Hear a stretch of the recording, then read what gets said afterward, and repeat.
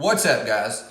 Thanks for tuning back into this week's video. I'm super excited for the video that I have planned for you guys today. I know everybody that's been following along with me on Twitter, you guys know me as the person that's been doing the $500 to $25,000 account challenge. And this week, we finally hit that target and we broke that account over the $25,000 mark.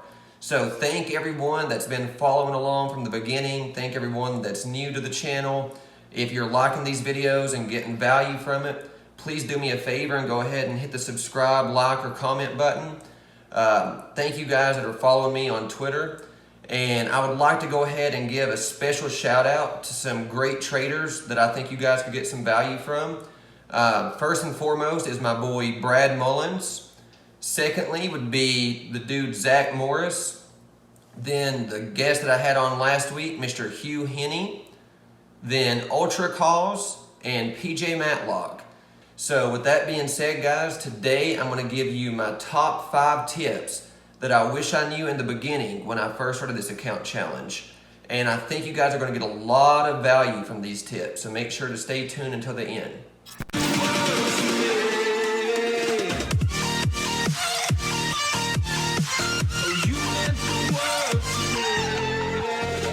Alright guys, so let's go ahead and get into the tips. The first tip that I would really stress to you guys when you're trying to grow an account size, whatever amount that you have in your account right now, if you're trying to grow it and break that PDT amount, then the first tip that I can give you is less is more.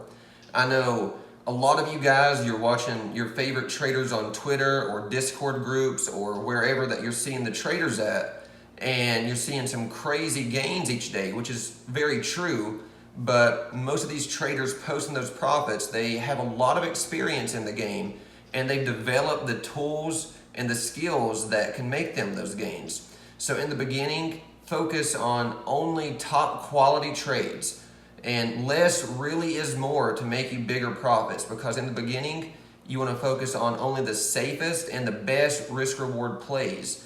Even if you're not in a trade every day, that's perfectly fine. Sometimes that's going to save you from a loss if you jump into a trade just for the sake of being in a trade in a day. One of the biggest account killers out there is FOMO or boredom. People, are fearing that they're missing out on all kinds of gains, or you're just sitting there bored and you're feeling like you're not doing anything, which I definitely understand. In the beginning, I felt like I always had to be in a play, always had to be in a trade. And, with an account under $25,000, then you're going to be restricted to 3 day trades each week anyway. So by only taking the best quality trades, then that's really going to start to maximize your profits. So going forward, don't feel like you have to be in every trade, because you can still make some serious gains each and every week by only taking a few quality trades. So that's the first tip that I have for you guys. Number 2, be patient. When you do find a play that you're in, then be patient with the play.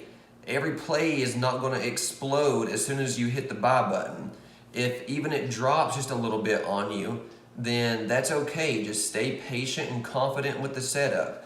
I know a lot of times in the beginning, I would get into a trade and it wasn't moving, or it was dropping down a little bit, and I would freak out because I didn't have that discipline or experience.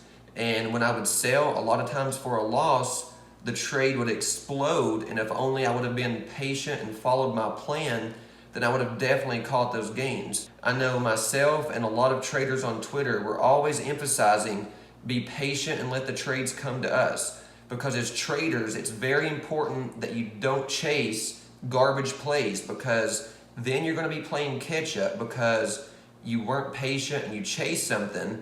And I know this has probably happened to a lot of people. I mean, it happened to me early on. When you chase a trade that you really have no idea why you're taking it, you're just taking it for the sake of trading, and then you take a loss, and then you're playing the next trade or couple trades trying to catch up to where you were before you took that trade. So always stay patient out there. Going into the third tip for you guys, have a plan.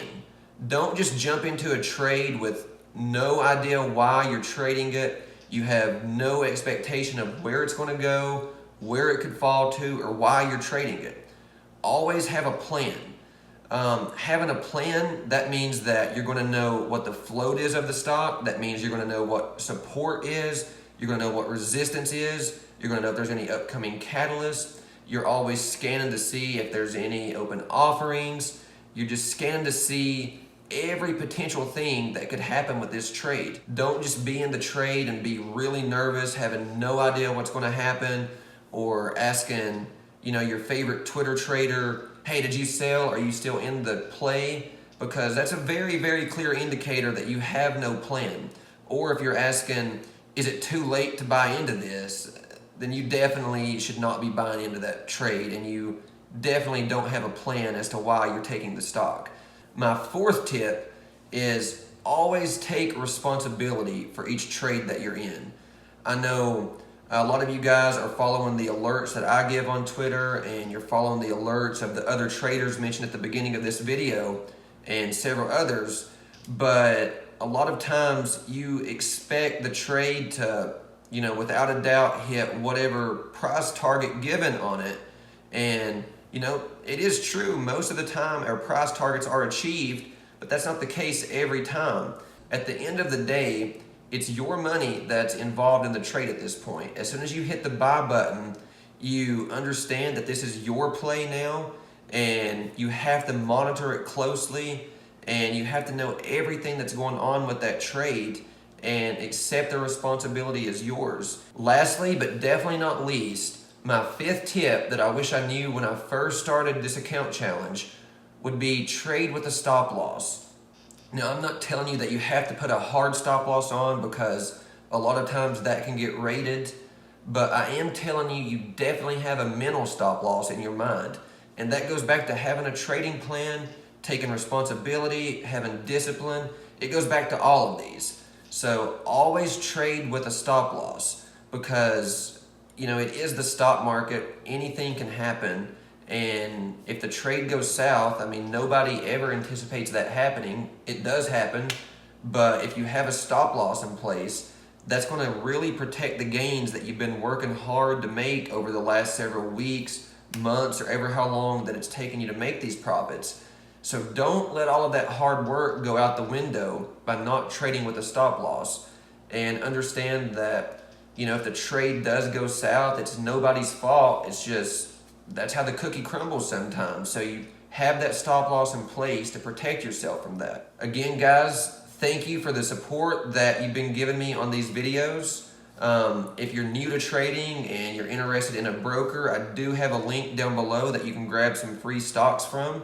And to anyone that has messaged me on either in the comments below, on Twitter, or wherever you've messaged me at, if I haven't replied to you yet, which I've replied to several people on here, then I will be getting back to you guys.